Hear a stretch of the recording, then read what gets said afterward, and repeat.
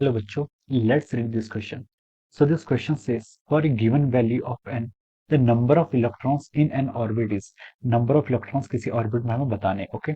तो देखिए option A is n, option B is n square, C is 2n square and option D is 2n, okay? तो चलिए अब हम इस क्वेश्चन को स्टार्ट करते हैं।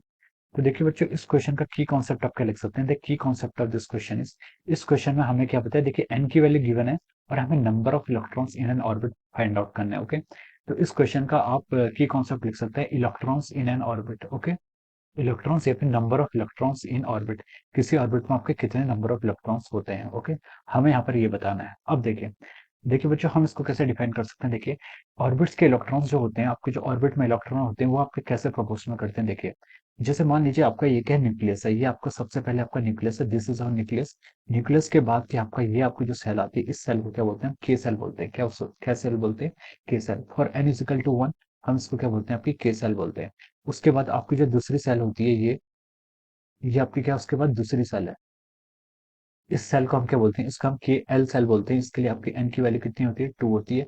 उसके बाद आपकी ऐसी सेल्स क्या होती है, बढ़ते जाती हैं। ओके, तो सबसे पहले एन इजिकल टू वन, जिसको हम क्या बोलते हैं, आपके के सेल बोलते हैं। इस पर आपके कितने नंबर ऑफ इलेक्ट्रॉन्स आते हैं। उसके बाद आता है आपका एन इजिकल टू, उस पर कितने होते हैं आपके के, इसको हम एल सेल बोलते हैं, इसको हम क्या बोलते हैं, एल सेल बोलते हैं। और उसके बाद आपकी आती है एन इजिकल टू थ्री, यहाँ पर आपके आता है एम सेल होती है। तो इस तरह से के एल एम आपकी सेल आगे आगे क्या होती है, बढ़ती जाती है। अब हमसे पूछा गया, देखिए नंबर ऑफ इलेक्ट्रॉन्स कितने ऑर्बिट में प्रेजेंट होते हैं। तो देखिए इसके लिए एक डायरेक्ट फॉर्मूला होता है, हम लिख सकते हैं उसे, number of electrons present in n orbit. किसी ऑर्बिट में number of electrons present in orbit, किसी ऑर्बिट में आपको जो नंबर ऑफ इलेक्ट्रॉन्स प्रेजेंट होते हैं, उसे क्या बोलते हैं, हम उसे 2n स्क्वायर से डिनोट करते हैं। कैसे डिनोट करते हैं, 2n स्क्वायर से डिनोट करते हैं। तो जो आपकी सबसे पहली वाली सेल होती है, सबसे पहली वाली सेल जिसके लिए आपका n की वैल्यू 1 है, वो आपकी क्या है, के सेल है। के सेल, उसमें हम क्या लिख सकते हैं, आपके 2 इलेक्ट्रॉन्स होंगे, यानी कि 2 इंटू वन का स्क्वायर, यहाँ से कितने हो गए इसके अंदर, आपके 2 इलेक्ट्रॉन्स आ गए। उसके बाद आपकी क्या आती है, एल सेल आती है। एल के लिए हम क्या लिख सकते हैं, एन की वैल्यू 2 लिख सकते हैं, ये आपकी एन सेल होगी। ठीक है, सिमिलरली हम क्या लिख सकते हैं, देखिए यहाँ पर एन की वैल्यू 2 लिख सकते हैं, तो आएगा आपका 2 इंटू टू का स्क्वायर, ये कितना आएगा आपका, 2 टू 4, 4 टू 8। तो आपके कितने हो गए, 8 इलेक्ट्रॉन्स हो गए।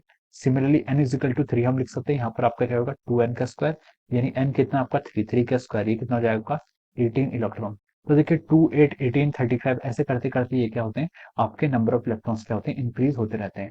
तो देखिए जो इसका फॉर्मूला है, आपसे क्वेश्चन पूछा, for given value of n, n के यहाँ पर आपका ऑर्बिटल नंबर है।